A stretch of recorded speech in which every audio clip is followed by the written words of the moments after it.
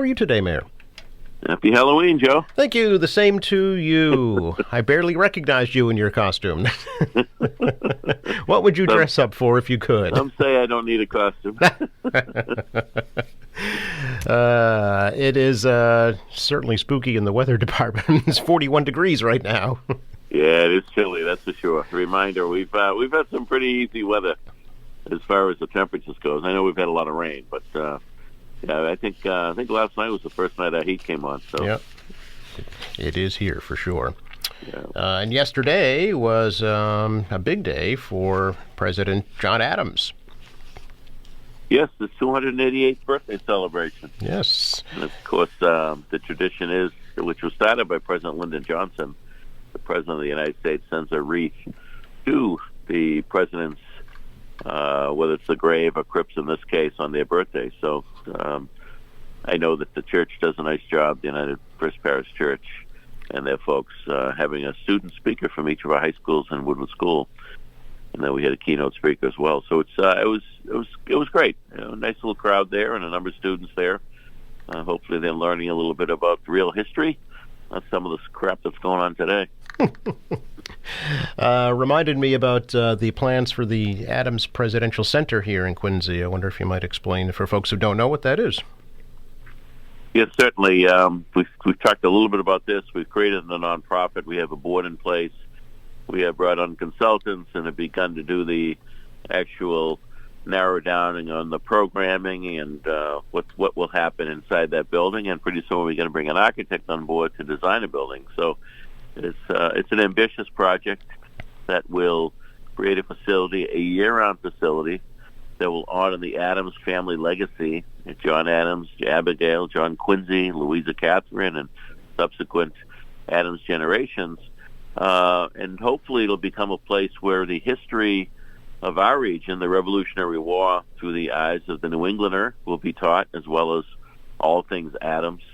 And we hope and believe that this will help us really to preserve not only the Adams legacy, but to promote public service, to promote civil discourse, to promote education, for people to understand our history and what it means. And these men weren't perfect, these founding fathers, but boy, oh boy, it was one hell of a thing they put all their lives on the line for, and we're still experiencing this great democracy, the republic they created today. I'm not saying we don't have challenges, but I think we've spent way too much time on the challenges and not enough time on the benefit of what had occurred and what continues to occur in this great nation. So I'm very excited about it. We have a major $10 million gift, which is helping us to ramp up.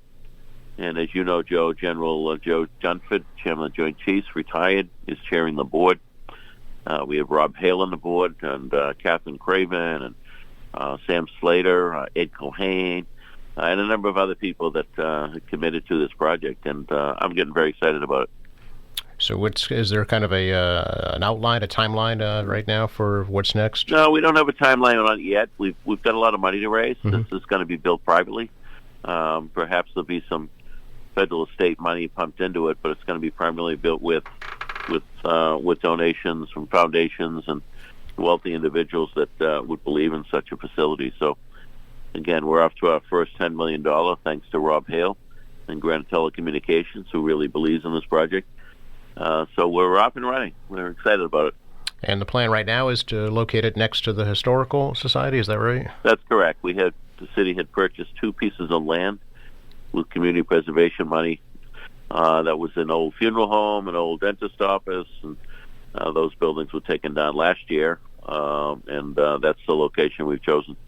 And would it be run by the city or a private group? Has that been decided yet? It's going to be run by a private group, okay, a nonprofit that will coordinate and run it. There'll be relationships with the city, with Mass Historic Society, with the National Park Service, but it will be run privately. Sure.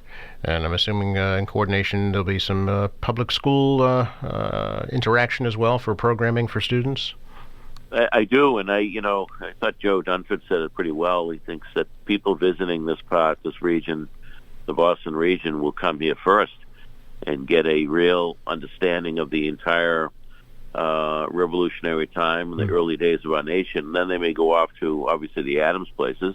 Maybe they go off to the Freedom Trail. Maybe they go to Lexington, Concord. But they get the whole story right here in a first-class, with all the bells and whistles facility. I don't know if you've been to the American Revolution Museum in Philadelphia, Joe, but it's very, very impressive. And many of the board members really liked that prototype. So, we're looking toward that type of a setup.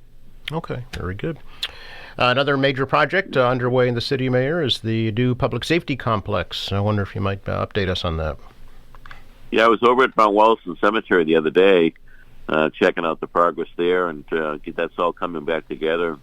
Everything but the gate should be in place by the Veterans Day, which would be nice. It's a beautiful space. But in doing that, I'm looking directly across the street at the public safety headquarters, which is rising out of the ground now. I know the elevator shafts and stairwells are up. The steel should be starting very, very soon, and very excited about that project. And it looks taller, and one of the reasons for that is the whole site's been lifted because of the floodplain issue in that area. Oh. The old police station basement used to flood all the time. Yes. So we had to get out of that zone, if you will, and get it up higher. So it looks even bigger than the design plans had shown because of the site change. But very exciting. It's long overdue.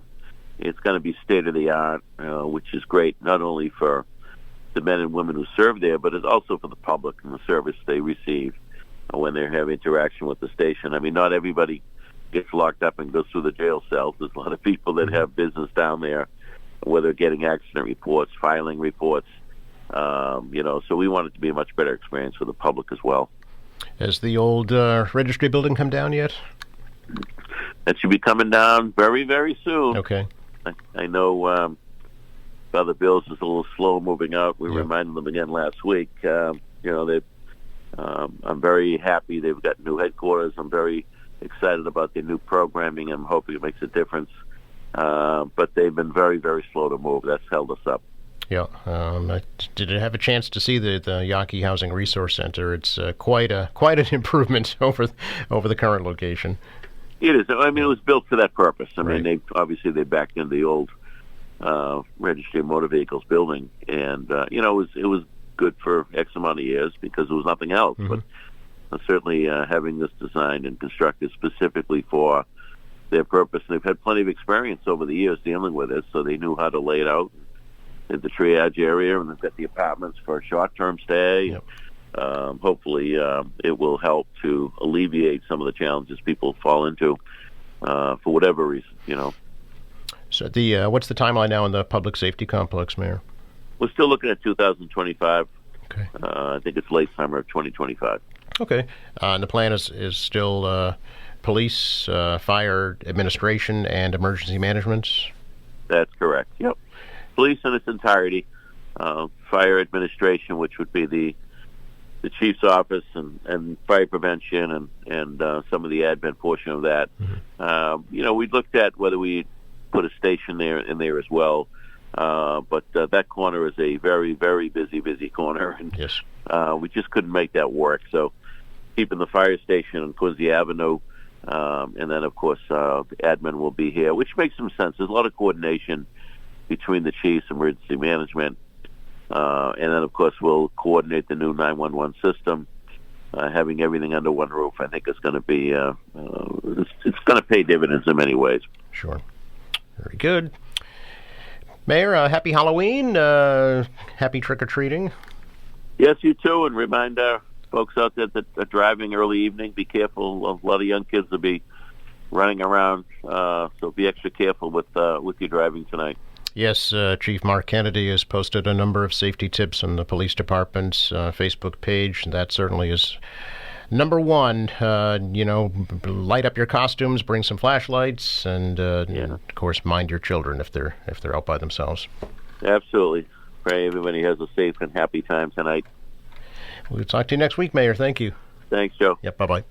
Bye. Quincy Mayor Thomas Koch, our weekly City Hall update here on AM Quincy.